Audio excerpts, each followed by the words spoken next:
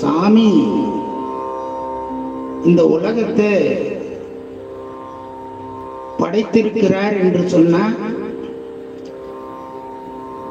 சாமி இருக்கிறார் என்று பொருள். கடவுள் இருக்கிறாரா அப்படின்னு யாராவது கேட்டா அதுக்கு உதாரணம் இந்த உலகம்தான். ஏன்னா இந்த உலகம் படைத்தவனுடைய ஆளுகைக்கு கீழே உள்ளது. அதற்கு ஒரு உதாரணம் நிறைய சொல்லலாம். இந்த நிலம் இருக்கே, நிலம் இது பஞ்சபூதங்களிலே ஒன்று. இந்த நிலத்தினை இறைவன் தன்னுடைய ஆளுகைக்கு உட்படுத்தி வைத்திருக்கிறார். அவர் ஆளுகைக்கு உட்படுத்தவில்லை என்று சொன்னால்,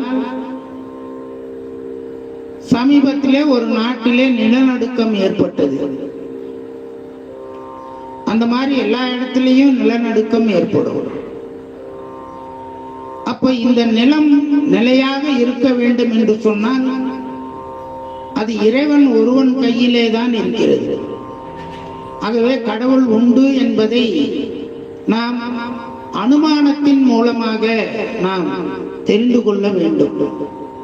அதுதான் இந்த திரு அண்ட பகுதியிலே மாணிக்கவாசகர் நமக்கு சொல்லக்கூடிய ஒவ்வொரு வார்த்தையிலேயும் இறைவன் எப்படி இந்த உலகத்திலே கலந்து இருக்கிறான், இந்த கலந்து இருப்பதினாலும் இந்த உலகம் எப்படி செயல்பட்டு கொண்டிருக்கிறது, அதே போல கடவுள் இந்த உலகத்திலே தான் இருக்க வேண்டும் என்பது இல்லை, இந்த உலகத்தையும் கடந்து நிற்கின்றான் என்பதையெல்லாம் இந்த அண்ட பகுதியிலே மிக அற்புதமாக மாணிக்கவாசக பெருமான் நமக்கு கடவுளினுடைய உண்மையை நமக்கு மிக அற்புதமாக பாடி காட்டுகிறார்.